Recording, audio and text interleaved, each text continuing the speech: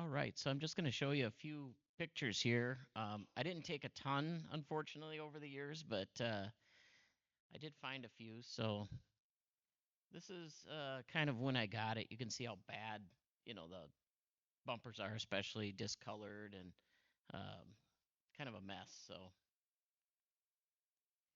there's the bottom board. The bottom board was completely delaminated, in pretty bad shape. The front of the cabinet, the bottom half was broken off completely. You'll see the new floor of the cabinet to the left. There's a new floor installed with the parts transferred over from the old floor.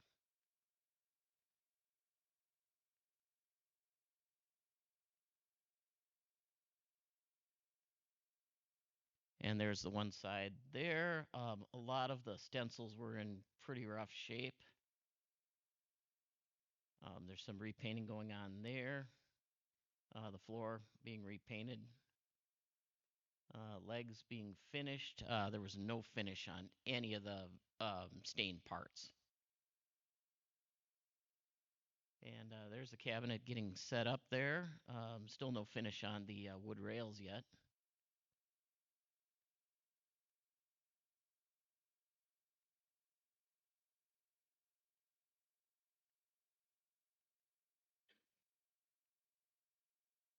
There's a tracing of a stencil that I had to create. Fortunately, though, one side of the machine was still in good working order for the most part, so I could make the stencils. There's a stencil outside after I had completely traced it. Those needed to be cut out, and that was kind of fun, some of the detail work. Another old shot of the machine, pretty rough.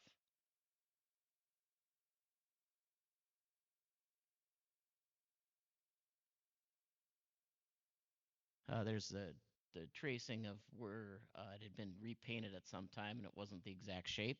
So I recreated the shape of the tail of the horse there.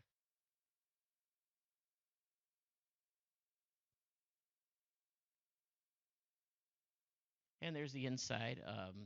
This thing was really, really dirty, so it needed a pretty substantial cleaning. And then I simply painted it with some white paint. And there's the other half. Coin door had a big chunk missing out of it, which mostly got taken care of.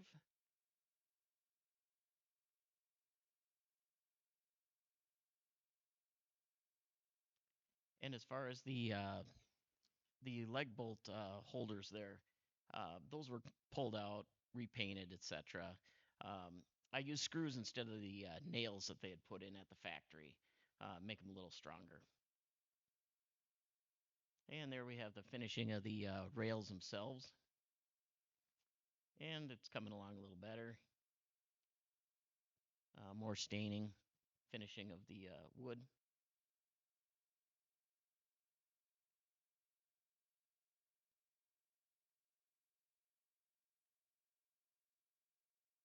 Some of the random pieces that I recreated.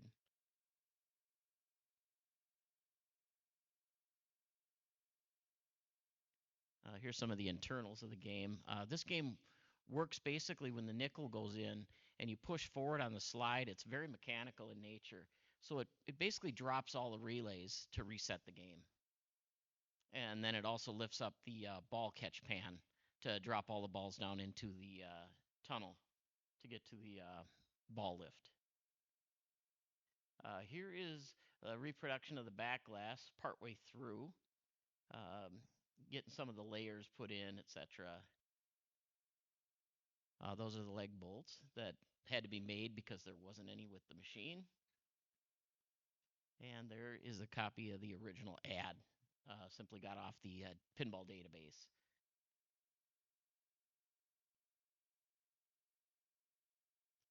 And there is the copy of the finished file that was made to create the new back box art. And there's the old back box art, the original glass. And that you can see there's some flaking. It's it's not the greatest. I just wanted to make it look a little more presentable. Wasn't going for a full-on restoration, more of a refurbishing, renovation, build that way.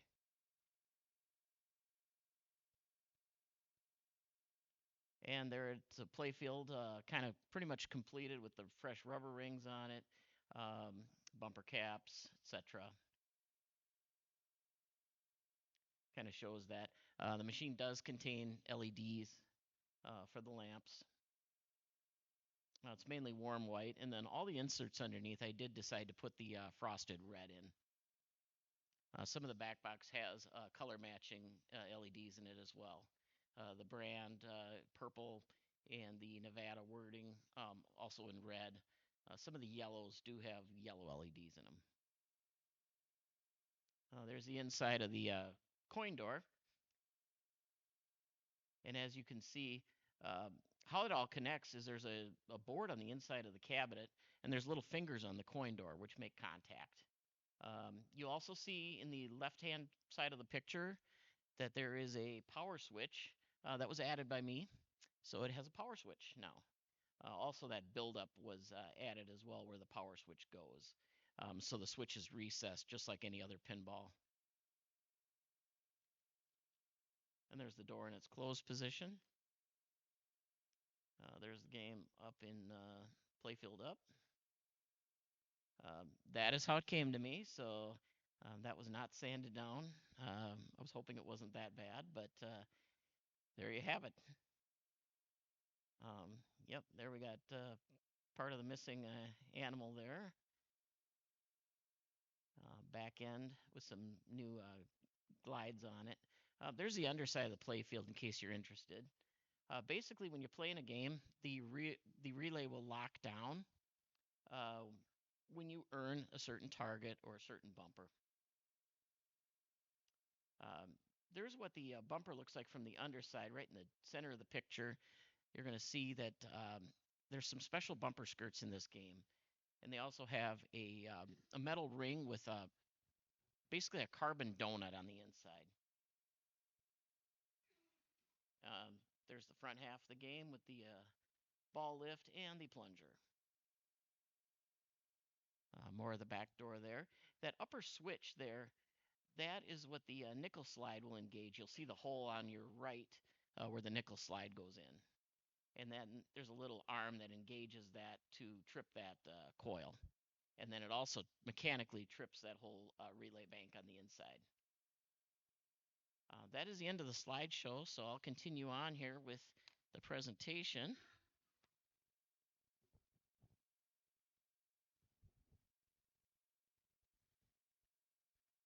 All right, so story here we've got.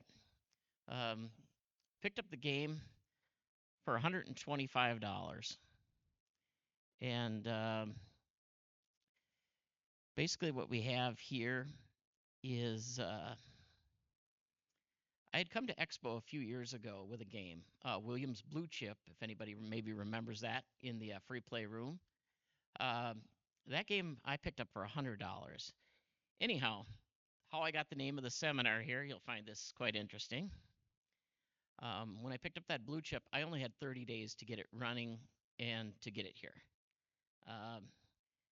The local, quote, scene found out I was the lucky one that picked up the blue chip. And turned out good. A lot of work to get it going because it had been sitting around for about 35 years. Another individual came here to the expo from my local scene. A friend of mine was also here. My friend says to them, "What do you think of Jay's game?" They were unhappy because I had picked up a decent game, a fair price, and they didn't get it. And their response was, "Well, he saved another one from the dumpster." So hence the name of my seminar today, Firewood Functional. This one is still a long-term work in progress, and it will be. I've got some small other details to complete on it, but there we have it. This game, just to make it brief, a lot of people already discussed this that did the 30s and 50s seminar from yesterday. But this is your typical mechanical. It takes a nickel to play, get 5 balls. The balls are a little larger than a regular pinball. They're like a bingo ball. They're a 1 1/8 ball.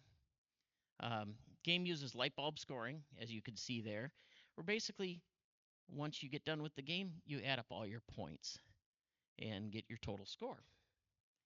And when this game came to me, by the way, um, this was 3 weeks before flippers were introduced, um, when Humpty Dumpty was released. So this was just before that when it left the factory.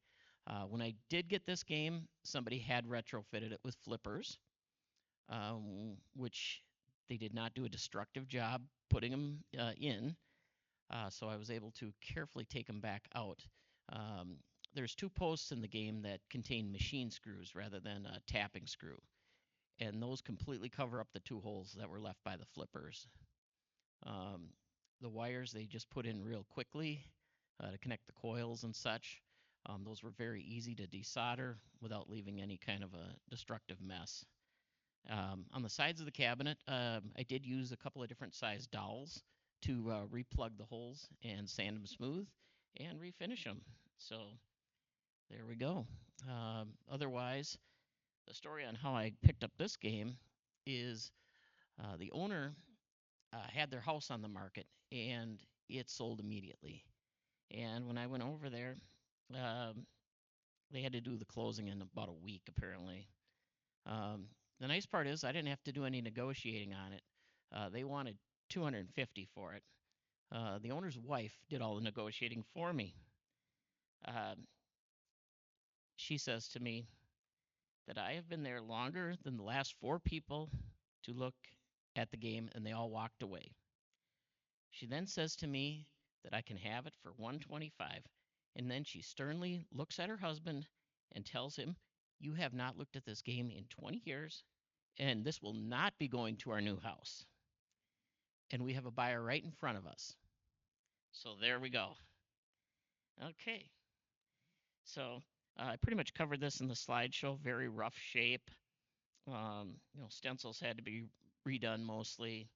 Um, Holes had to be plugged where the flippers once were. Power cord definitely needed a replacement. It was spliced with a couple wire caps midway through. It was the original cord, I guess. Um, Cabinet floor was replaced, obviously. Um, the game, for the most part, was actually complete. Um, there's a linked kickout in the game. It's the center one. There's a kickout down at the bottom and a kickout at the top. Those are linked together with a linkage. That coil was actually bad, so I'll get into how we did that in a little bit here. And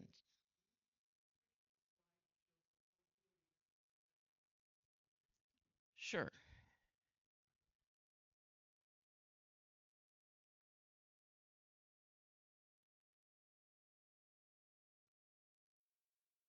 there we go.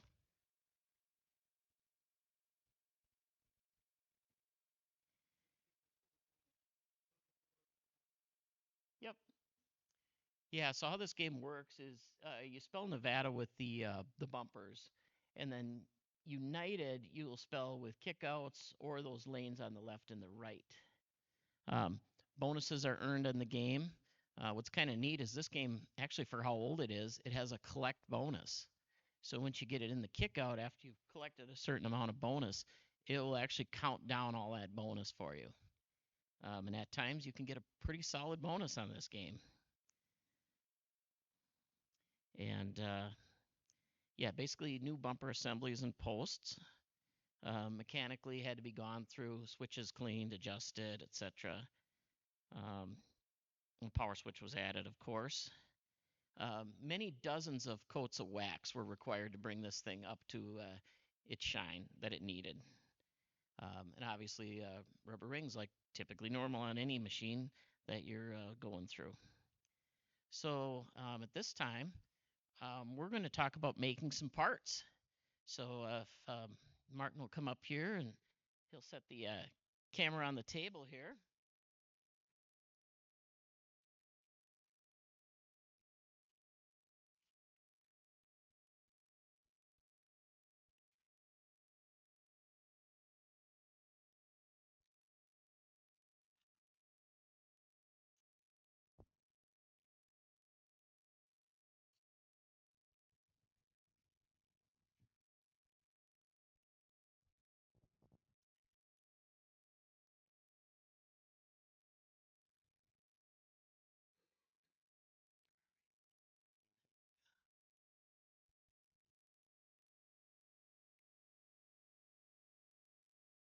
Okay, so first what we're going to start out with is our our extended length leg bolts that we need to make. And so if you go look commonly at conventional leg bolts, if you go to any of the pinball supplier sites, you're going to see 2.5s, 2 3/4. These games generally are going to need about a 3.5, possibly even a 4, depending on the game. This game needs a 3.5 to comfortably go through and have some thread exposed on the inside. So what we're going to basically need to buy is you go buy some carriage bolts at the store here. There's 3/8 by 4 inches long is the ones I chose here. So then you also need some 3/8 flat washers.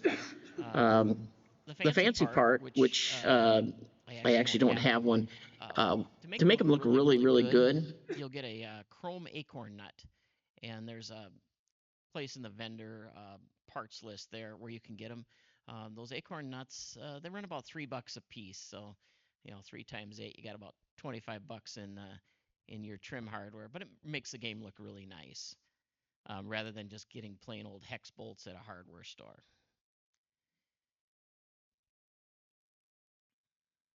So first of all, what we need to do is we need to modify the bolt a little bit. So what we've done here is we've taken our carriage bolt, we put a couple of 3/8 nuts on it. We want to jam those nuts together with a wrench so they're super tight, because you're either going to be taking an angle grinder for speed or a hacksaw if you want to spend a little bit of time on making 8 of these things. I chose the angle grinder. So what I did was I brought this down to about a 1/4 inch of space on this part here. And took the grinder on the back side and ground it flush. And then what you simply do is after you've ground it flush, so you're going to have this left over, which you just pitch. We're going to have our couple of jam nuts here. What we simply are going to do is we're going to spin these off.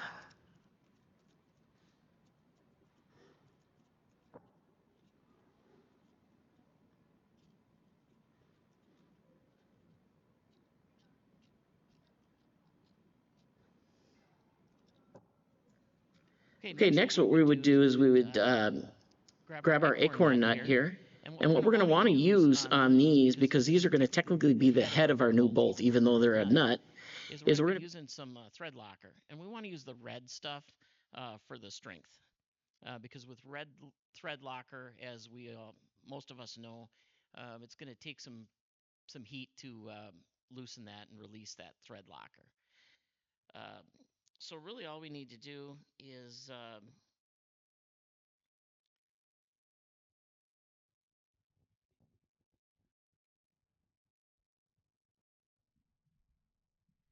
all right, so we're going to have the thread locker, and I'm going to simulate the thread locker with this tube here. We're going to put a couple of stripes of thread locker on the opposing sides. You don't need to fully load the thing. Basically, when you thread the thing on, it's going to draw all that thread locker around the threads. Once you get it on there tight, what you're going to want to do is put it in some kind of a vise fastener, and we're going to just torque that acorn nut really good on there. And we're simply going to wipe off any excess. Thread locker basically works when there's an absence of air. So once that thread locker is in there, there's no air, that's when it's going to start to cure. Otherwise, it will stay in liquid form normally. And then we're going to, obviously we have to make 8 of these to do our bolts. And we're going to want to let them sit for a couple of days before we, try to mount them to the machine, put them into use. Once you cut this off and you put the acorn nut back on, it'll start at 3 3/4, and roughly with the acorn nut, it's going to take up about a 1/4 inch. So your bolt will be about 3.5 inches long when it's all done.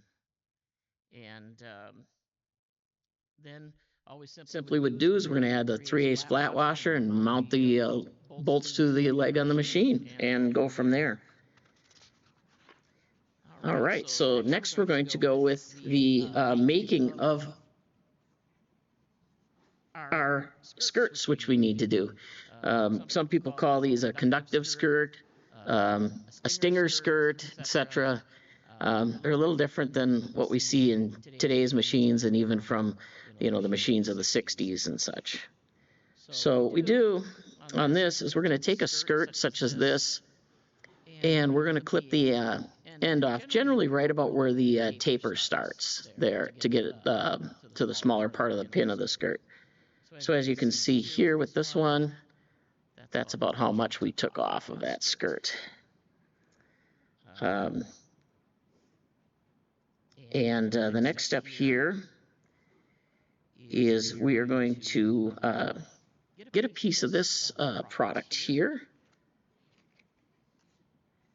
It's called music wire. It's a 0.047 of a diameter on it. Get it at a hobby shop. It's kind of where you have to get them. Generally, I think RC planes and such use these for linkage and so forth. So what we do is we're going to take a piece of this here, and you're going to need to cut about a 2.25 inch length. What you want to do, though, definitely is measure in your game how far it is to get to that conductive carbon ring and the steel assembly that's there. And you want to have that pin protrude a little bit, so when it's rocked from side to side, it doesn't fall out of the conductive. So mine are, I think I've got between 1/2 and 3/4 of an inch beyond there, just so we don't have that problem. Then what you need to do, the next part is going to be, we're going to take this very small drill bit here. This is a number 57 drill bit. So once again, Hobby Shop is going to have these. This little drill bit here is 0.043 of an inch in diameter. So what we're going to essentially do is, because our music wire is 0.047, when we put our skirt in, it is going to be literally a press fit. So what we're going to do is we're going to drill a hole right down the center of the skirt from this side, preferably. That's going to be the easiest way to do it. The best way to do it is use a drill press for accuracy, because some you can put a jig in that automatically will center your bit and keep it right down the center there. Once you've drilled the hole, we're going to simply take a small hammer. I just use a very small, like a brad hammer, and I just tap these in. And what we're going to do is we just tap the wire in just so it sits a little bit more than flush beyond the top of this. What my next step was to do is, even though they are pressed in very tightly, is I just take some of this adhesive here. This is like a rubber cement, basically, and dispense a little gob of it out onto here, and then flatten it out in there, just to kind of seal that in. And then you just set these aside to dry. Once again, probably another 24, 48 hours. And the next step we need to do is we are going to need to make this be our conductive piece. So down here towards the base, we're going to need to rough that up a little bit with some sandpaper, etc. Some people will use, a Dremel tool with a light disc on it, because we need to clean that up so solder can be accepted to this steel wire. And the next component that we're going to need to do is grab some of this desoldering braid. This is a very fine desoldering wick. It's the same stuff you use to pull solder off of a board, but it's a very fine product. It's a 0.050 of an inch. And you don't want to be using solid core wire, stranded wire. All of that is going to eventually break. You'll find that this braid is it's very soft and it's kind of wispy. So this will handle the rigors of many years of use. And once we've soldered that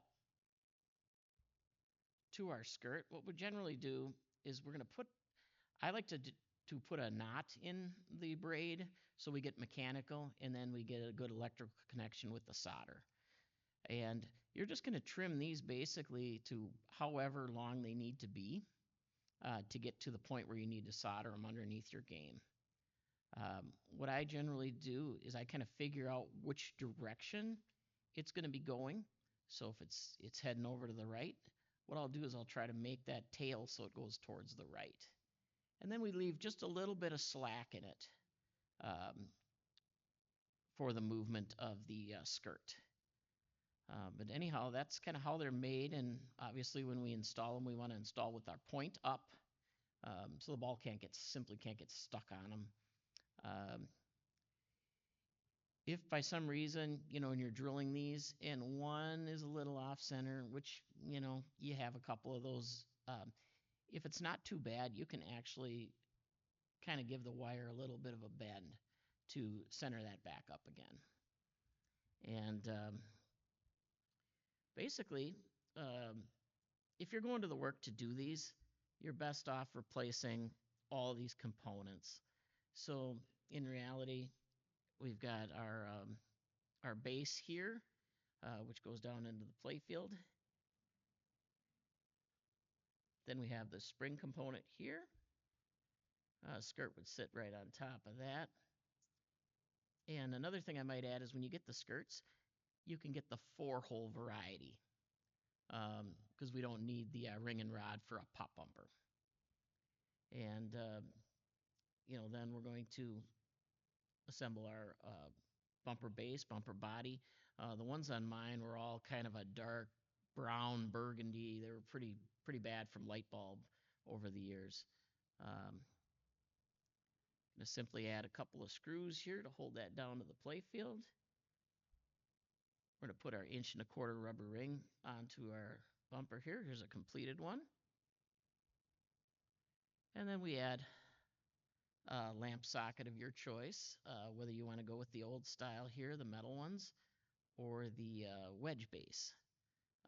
If you use a wedge base, those don't nest all the way down, so if you're using, LEDs and such, you may need to remove the upper lens by simply taking it off here like so it nests down far enough.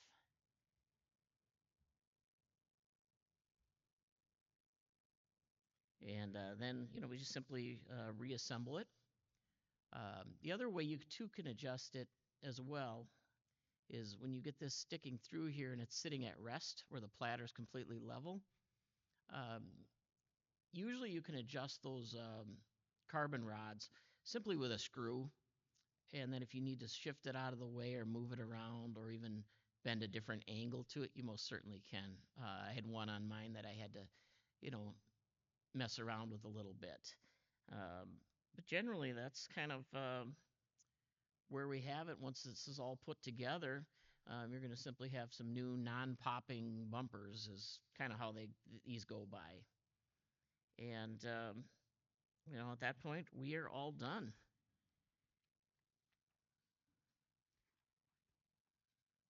And if we go to our vendor list, you can see a lot of the stuff can be obtained at the most pinball vendors, hobby stores, dollar store, electronics supply. But a lot of it we don't need a ton to go on. Now on the, a lot of people ask me with the back box restoration there. I had a coworker, fortunately, who is an absolute master at lighting, weddings, portraits, etc. And he's also an absolute whiz at Photoshop. So when we went to go and restore the back box art, we propped the glass up and we took a studio strobe from behind it. So it was lit up really nice and even. And a very important part about it is using a macro lens, because that's your key, because it's maintaining that proper scale. So when you put it in there, the stuff's gonna match where it's supposed to go. And when it's sized in Photoshop, you size it for the size of the final piece of art. So the backlit transparency used to be done years ago. As being, I'm from the photographic industry. I've worked in the photographic industry since about 1990, so I've done it all. I've done a field service technician. I've been everywhere. I've printed pretty much on any material you can imagine. And so this backlit film used to have to be a chemical process. I worked for a lab that did Duratrans years ago. Duratrans is a Kodak trademark, much like Kleenex is a trademark of facial tissue. But Duratrans was a chemical process, very, very expensive. We would do menu boards and such. So when you see those menu boards with the the meal or whatever lit up on there, that was typically Duratran film. And I mean, for us just to do a small Duratran was at the lab I worked at was a couple $100 for like a 14 by 17 inch. This new backlit transparent film, it's actually better than Duratran. These are they're printed with a solvent based inks, and they're also UV stable, which is very nice. So having these lights shine on it should last for a good amount of time. And where I have this done is a gentleman who used to run a printing lab out in California. He's since moved to Utah, posterprintshop.com. And it's one of the best deals where you can get this backlit film for any kind of art that needs to be backlit of any kind. Just basically upload the file to them. I could tell you that piece of film there, to have that printed and sent to me, was under $35. Basically, you're going to go into the site and you're just going to type the dimensions that you need, and then have a file ready to send, and you'll get your quote right online before you even have to place an order with him. So, and he's done many other backlit films, not just pinball stuff, but other stuff where I've needed a transparent film. And there's obviously not many labs that do the Kodak process anymore because it's too expensive, doesn't really exist. Most labs don't even want to do it anymore. So, but this is a completely new process, and as you can see, it does very good. It's very similar to kind of our new translights of today. It's a thicker mylar type of material. One thing I can tell you is it's very fun to cut. You have to cut through it a couple of times, score it to get it to open up. On mine, I had to cut open where the credit window was in this particular one, so it would shine through. If some of you saw the file, you would have seen there was a white box, and that was my keyword to cut out to make for the credit window, make that happen. And how that's all put together is that's actually a sandwich of sorts. So the front we have glass, double strength glass, and then we have our art in the middle, and then in the back, for a little bit more rigidity, there is actually a sheet of acrylic behind there to finalize that out. And then you just take some tape and you very carefully tape the edges. There's a little bit of margin in these games always, so you got about 1/8 on each side to play with. So by putting the tape on the front side, just that little bit amount, you just wrap it around to the back. And the wood behind it sticks out even further, so you generally won't even see it. When you follow all those things correctly, when you have to rephotograph it, that as far as alignment with the original glass, we are just about a 1/16 of an inch off. So scale-wise, we did pretty good. And that pretty much is about what I have to say here. We've seen these parts. Anybody who needs some handouts that came in a little bit later, we have these available up at the table here. Other than that, I'll open up room for questions. On the leg bolts, did you look for a continuous threaded stock of 3/8 16? Because I think I've seen that around. Sure, absolutely. So one could most certainly use threaded rod, and I would have actually brought that up. Um, the reason why I wanted to try to keep this uh, for more of a person that maybe has simple hand tools at home and maybe doesn't have access to all the fancy stuff. With threaded rod, yes, you can buy a long piece of it. You can buy a 6 foot chunk of it if you want. Um, the only problem is as you're making these, you're going to have two bad cut ends. Whereas when we take a stock carriage bolt, we're going to have a good factory quote end that's going to go towards the machine. Our cutoff end is going to accept that new acorn nut and cover up. And other than the acorn nut, you never have to. Everything else you can just come from the other end. If you had to run the washer on it or nuts or anything else, you're coming from the good end. Correct. And okay. You can certainly make these leg bolts deluxe if you'd like. So there's a couple thoughts there when it comes to making those. You put the acorn nut on. What one could do too is if you're good at possibly welding and such, you could take a couple of washers, 2 or 3 of them. You could actually tap those washers to 3A16, draw those on, and you could even Loctite those on if you'd like.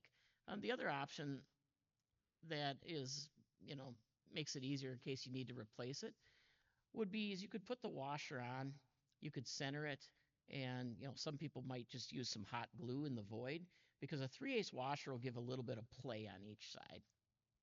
So if you want to have a bolt that's all ready to go with the washer on it for a little bit more ease of assembly. Questions? Okay.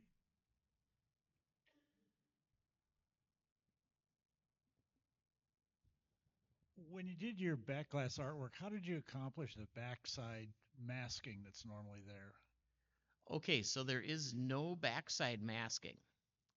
When we initially created the file, myself and the coworker, we did actually do 2 files. So we did the original art layer, and then we also did, this one happens to be the areas that aren't illuminated. On this particular original glass, which I don't have with me today, they're actually black rather than that silvery material that you'd see on more of the, 70s, 80s type back glasses.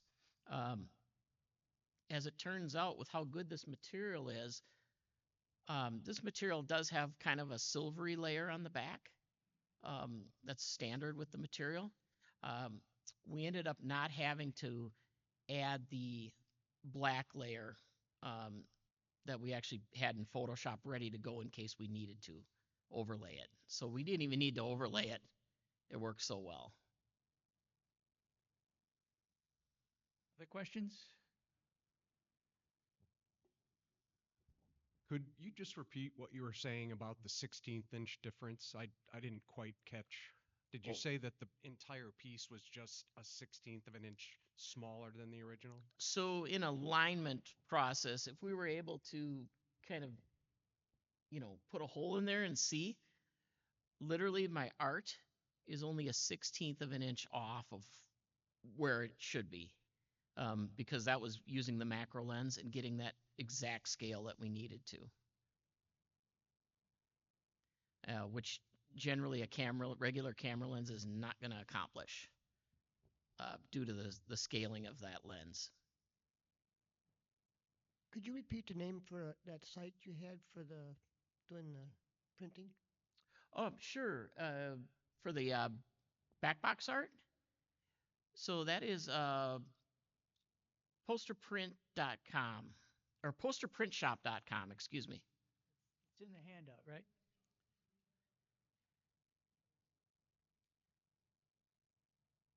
Anyone else? Last call for questions.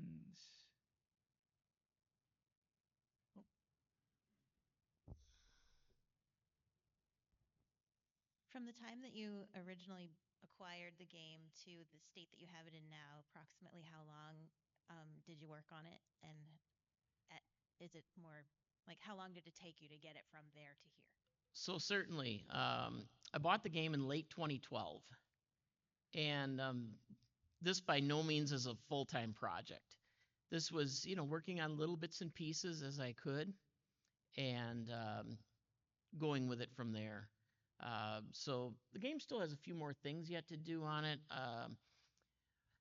I have to still put a reproduction placard down by where the catch pan is for the balls that the factory had originally in the machine that told you where your bonuses would be and such.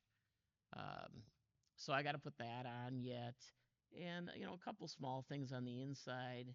Um, Other than that, it is actually pretty functional. So if you if that camera can point over at the machine, I can come down real quick, and we'll just start it up. I have another question for you before you do that. I notice on there the illuminated triangular bumpers, the foremost number 12. A discussion has flared up again on Pinside about how you get those.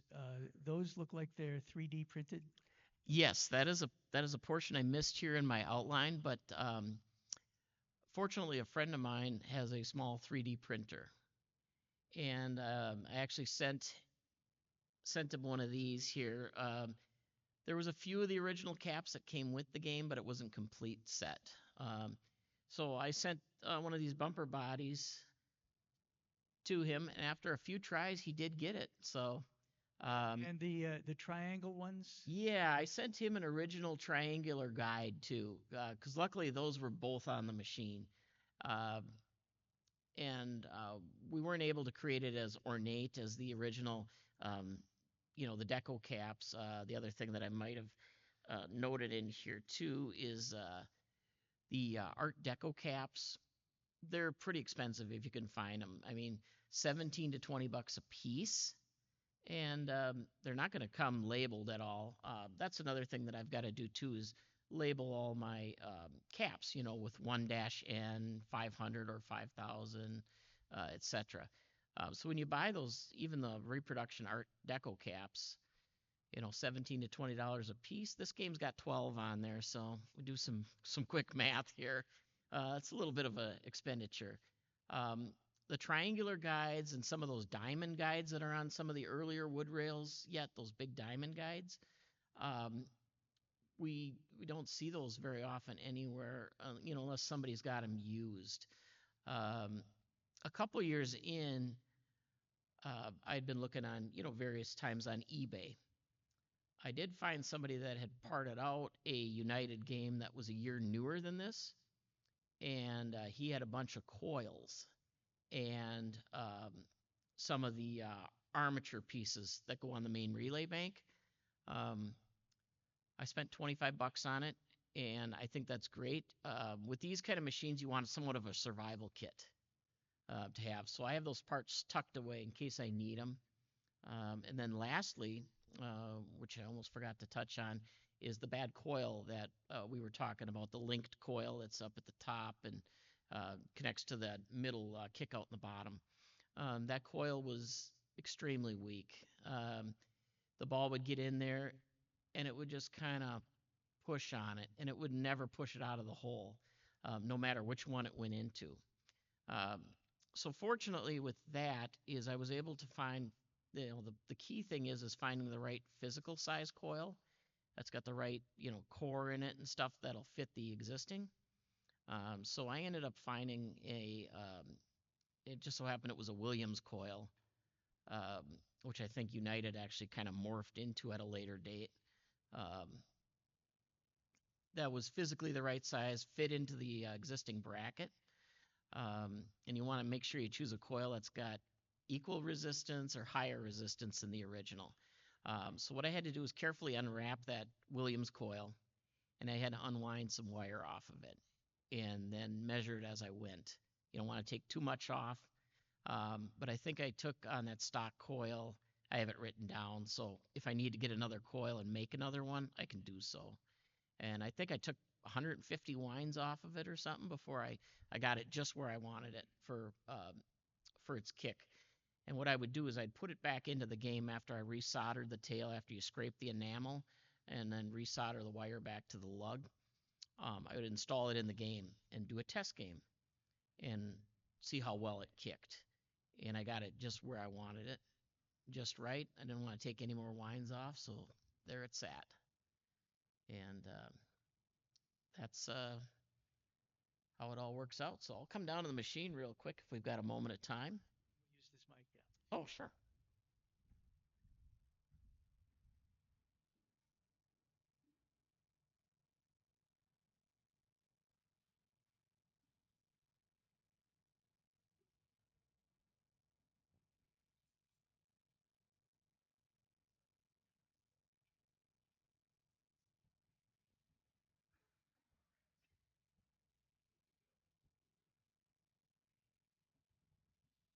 I'm going to grab a nickel out of the coin door here. You didn't set it on free play? No. Because there is a side coil on the coin mech. That's how it gives a free play with a push shoot. Okay.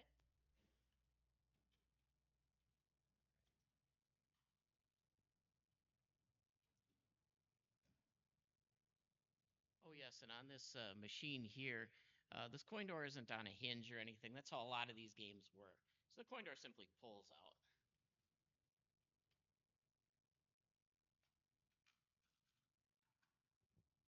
All buffalo nickels, right?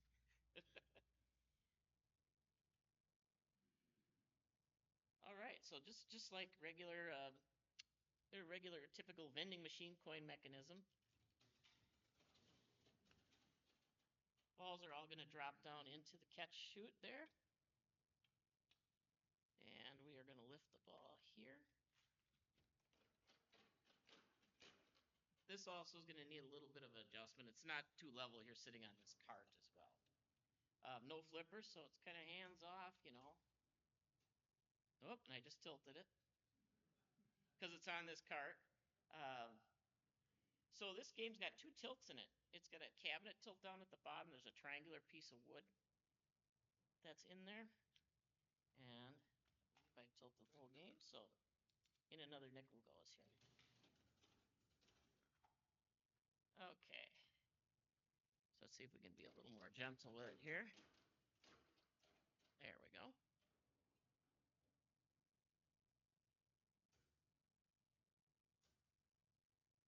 So as you can see, the numbers, they are going to disappear.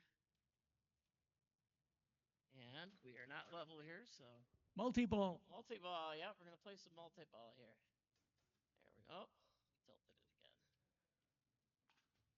Yeah, this cart's a little too short for... the Newton ball effect.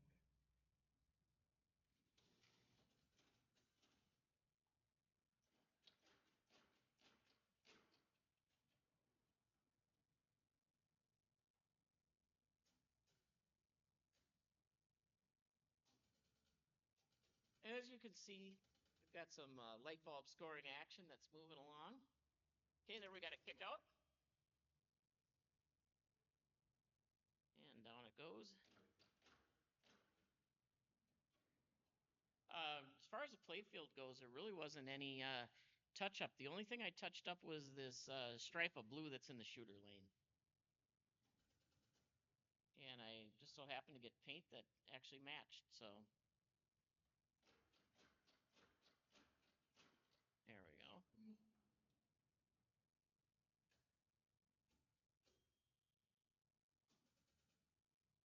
And it just has one simple little bell in there.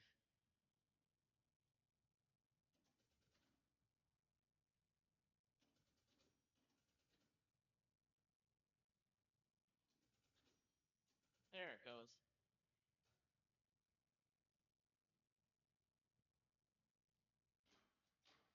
Now we're on to ball 5 here. See if we can spell united here. The U and the N are between the two triangular guides.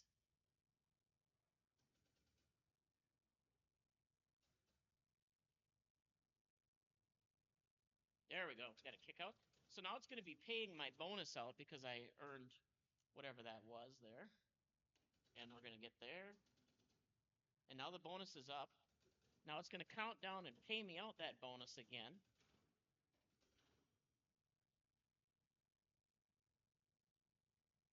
And there we go. Game complete. Got to rescue that one. Yep. There we go. Need those longer back leg levelers to give that more of a slope so it'll roll down that thing. And with it out not being on its legs, we don't have level here. So, uh, but there we have it. So. Well, thanks, Jay. Fun to play. Hopefully.